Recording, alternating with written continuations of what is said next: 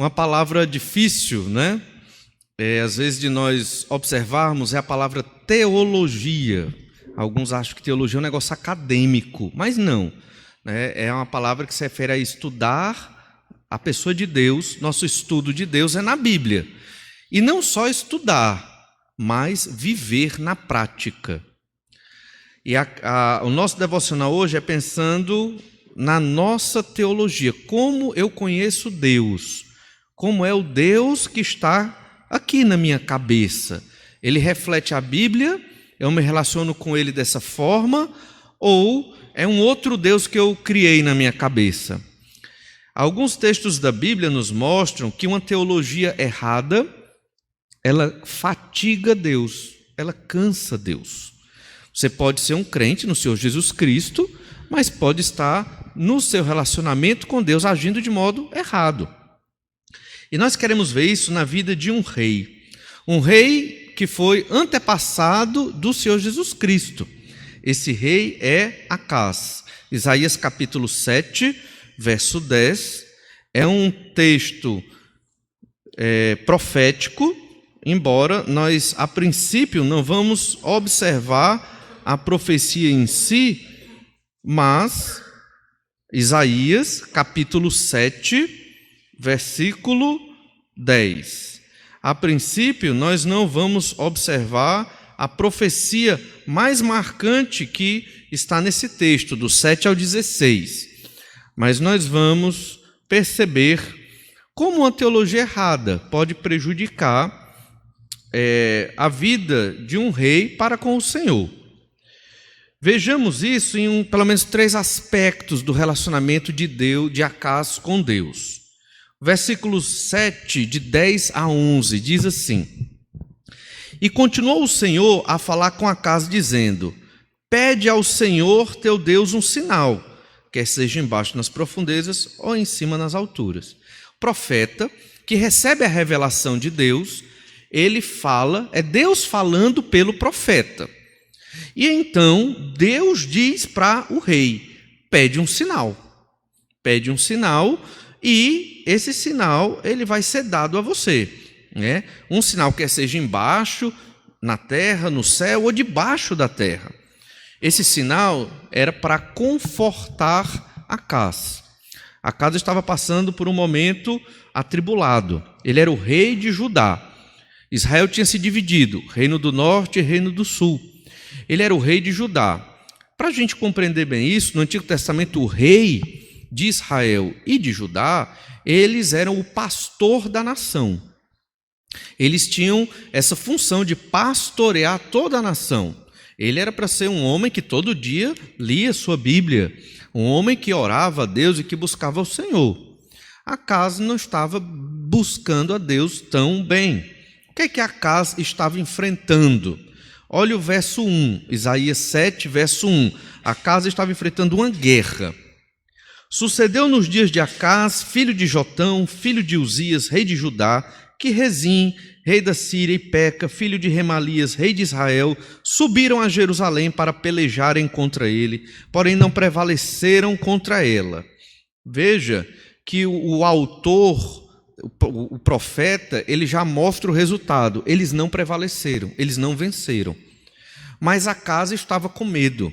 Era o rei da Síria, e a Síria era um país enorme naquela época, em relação a Judá, que era bem pequenininho, e Israel, que era a nação irmã de Judá, também estava lutando contra a própria nação de Judá. A Síria e Israel, no caso aqui é chamado de Efraim, é outro nome dado a Israel no Antigo Testamento, se aliaram contra o pequeno reino de Judá.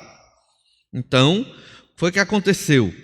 Verso 2: Deu-se aviso à casa de Davi: a Síria está aliada com Efraim. Então foi dado esse aviso, A casa de Davi é a casa do rei, no caso Acaz. Então ficou agitado o coração de Acaz e o coração do seu povo, como se agitam as árvores do bosque com o vento. Ele estava preocupado. Ele estava com o coração agitado, ele estava nervoso, ele estava com medo. Eles vão vencer a guerra, não tem como nós vencermos esta guerra.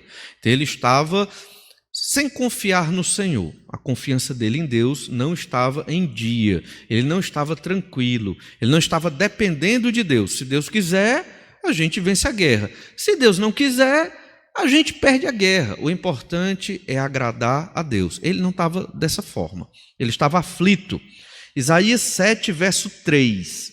Disse o Senhor a Isaías. Agora, Acais estava com o coração aflito. Deus manda o profeta para falar com o rei. Disse o Senhor a Isaías: agora sai tu com teu filho, que se chama Um Resto Volverá, ao encontro de Acás, que está na outra extremidade do aqueduto do açude superior, junto ao caminho do campo do lavadeiro. E dize-lhe, e aqui é a mensagem de Deus ao rei pelo profeta: acautela-te e aquieta-te, não temas, nem te desanime o teu coração por causa destes 2 tocos de tições fumegantes, por causa do ardor da ira de Rezim e da Síria e do filho de Remalias. Então essa foi a palavra de Deus. Deus revelou diretamente a Acás, diretamente: não temas, aquieta o teu coração. Irmãos, essa é uma doutrina repetida em toda a Bíblia. Nós devemos ter um coração tranquilo, nós devemos confiar no Senhor. Não confiamos porque somos pecadores, não confiamos e o fato de não confiarmos nos traz muitos problemas. Mas o que a Bíblia nos mostra é: aquieta o teu coração. Isso aqui é um problema grande, né? É uma guerra. Ele está com medo, mas ele é o rei de Judá, ele é o pastor de Judá. Ele tem que confiar em Deus para que o povo confie em Deus. Nós somos pais de família que temos que confiar em Deus para que os nossos filhos confiem em Deus. Então nós temos que depender do Senhor. É fácil? Não. Não estou dizendo que é fácil, mas eu estou dizendo que é o certo. É o que a Bíblia ensina, é a verdade. Aquieta o teu coração. Era para Acás ter feito isso, mas não foi bem isso que ele fez. Ele continuou nervoso. E por isso que Deus disse no verso 10 e 11, eu vou enviar um sinal para ti. Pede um sinal. Isso se chama graça, misericórdia. Deus não faz isso com todo mundo. Deus mandou o profeta dizer para Acás: Acás, você ainda não confia em mim? Pede um sinal. Eu vou te dar um sinal, no céu, na terra, embaixo da terra, para que você confie em mim. Esse era o propósito do sinal, para que Acás ficasse tranquilo, confiante no Senhor, mesmo na iminência de uma guerra. Deus não vai mandar um profeta hoje para nós dizendo, Valnei, aquieta-te, pede um sinal, e eu vou fazer para que você acredite em mim. Deus não faz assim hoje. E Deus só fez isso no Antigo Testamento porque era o rei de Judá. Era um homem muito importante. Dele viria Jesus. Lá na frente viria Jesus. Ele precisava dessa força, Deus iria fazer. Hoje nós temos o sinal. Lembra? Uma geração perversa pediu um sinal a Jesus e Jesus disse: só tem um sinal para vocês. O do profeta do Jonas, que ele ficou 3 dias e 3 noites na barriga do grande peixe. Assim o Filho do Homem também ficará 3 dias, debaixo, digamos, na terra, morto, e ressuscitará ao 3º dia. O sinal que nós temos é a revelação da vontade de Deus. Esse é o sinal que nós temos. Bíblia Sagrada é o sinal.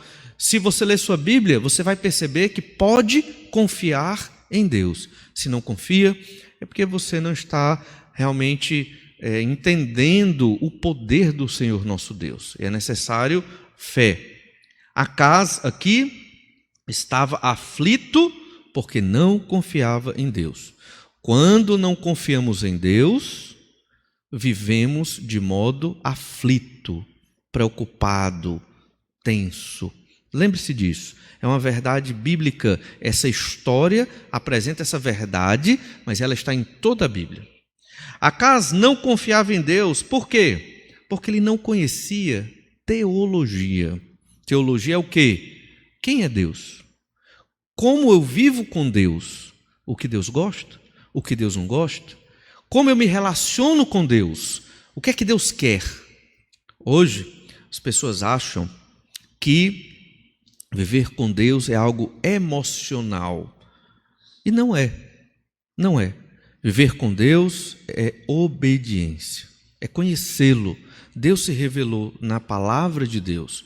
Quanto mais você conhece Deus, mais você depende dele e mais você confia nele. Na verdade, irmãos, passamos a vida confiando em Deus, tentando aprender a confiar em Deus. A vida toda é assim. Então, Deus disse: Acaz, eu vou te dar um sinal. Pede um sinal. Pode pedir, qualquer um. E eu farei, e você vai ver que eu tenho poder, e você vai confiar em mim. Estou parafraseando aqui o pedido de Deus, a Acaz. Resposta de Acaz, Isaías 7,12. Acaz, porém, disse: não o pedirei, nem tentarei o Senhor. Ele não entendeu, entende? Não vou pedir um sinal. Pedir um sinal a Deus é tentar a Deus. E aqui ele está evocando uma lei, lá de Deuteronômio, capítulo 6. Não tentarás o Senhor teu Deus, como fizeste lá em Massá. Ele não entendeu que este sinal que Deus ia dar para ele era para fortalecer a fé dele. Ele pegou uma lei de Moisés, interpretou de modo errado e aplicou aqui de modo extremamente errado. Por conta disso, por não entender a teologia, uma teologia errada, ele estava sofrendo e iria sofrer mais. Olha ainda em Isaías capítulo 7, verso 5. Isaías 7, verso 5. Porquanto a Síria resolveu fazer-te mal, bem como Efraim e o filho de Remalias, dizendo: subamos contra Judá e amedrontemo-lo e o conquistemos para nós, e façamos reinar no meio dele o filho de Tabeal. Assim diz o Senhor Deus: isso não subsistirá, nem tampouco acontecerá. Antes mesmo de Deus oferecer um sinal para Acaz, Deus já tinha dito a Acaz, por meio do profeta, de que ele não ia perder essa guerra. Mas Acaz não acreditou. Lemos na Bíblia tantas verdades que nos fortalecem. Mas qual o problema? Não acreditamos. Quando acreditamos, há mudança na nossa vida. Quando você tem fé no que a revelação de Deus diz, sua vida é transformada. Você pode até sofrer, ficar angustiado como o rei Acaz estava aqui. Mas quando você confia no Senhor, sua vida ela é transformada, acalentada. Então, Deus disse para Acaz que haveria um livramento. Volte para Isaías 7, verso 13. Então disse o profeta: ouvi agora, ó casa de Davi, acaso não vos basta fatigardes os homens, mas ainda fatigais também ao meu Deus? O profeta fala agora, falando dele mesmo, mas a mensagem do Senhor. Vocês fatigam os homens, o reinado de Acaz não foi bom, e aqui ele fala casa de Davi, mas está se referindo ao rei Acaz. Você prejudica a nação de Judá, cansa o povo com seus pecados e ainda está cansando Deus.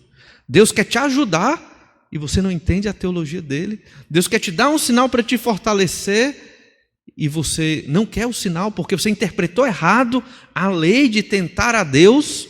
Na verdade, ele fez exatamente o contrário. Dizendo que ele não queria tentar a Deus, ele tentou a Deus e viveu nesse sofrimento. Mas Deus deu o sinal. Apesar de tudo isso, mesmo Deus fatigado, cansado de uma teologia errada do rei Acaz, Deus deu o sinal. O sinal está no verso 14. Portanto, o Senhor mesmo vos dará um sinal. A ideia aqui, o mesmo é, mesmo que você não tenha pedido, eu vou te dar um sinal, para que você aprenda a confiar em mim e não duvidar da palavra.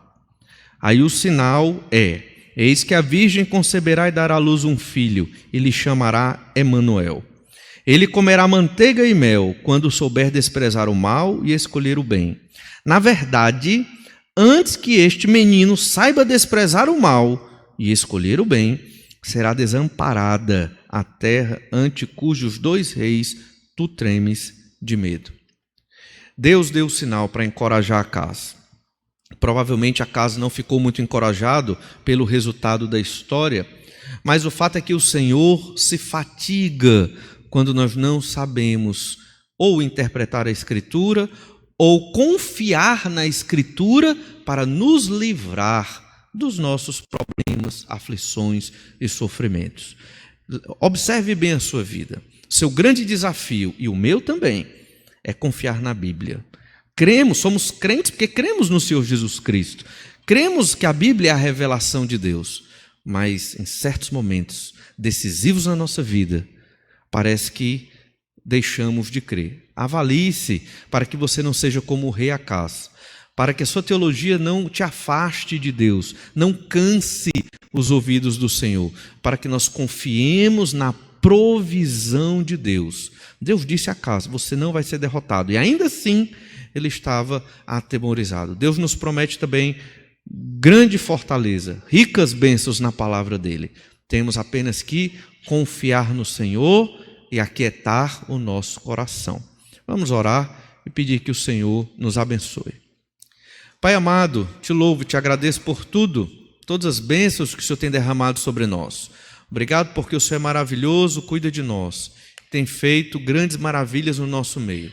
Senhor, nos ajuda a confiar na Tua palavra, a ter uma teologia que se expressa na prática das nossas vidas e que, como servos Teus, venhamos a crescer no conhecimento do Senhor, tendo uma vida fortalecida, não nas emoções, mas na verdade da Tua palavra e na obediência a ela. É o que nós te pedimos.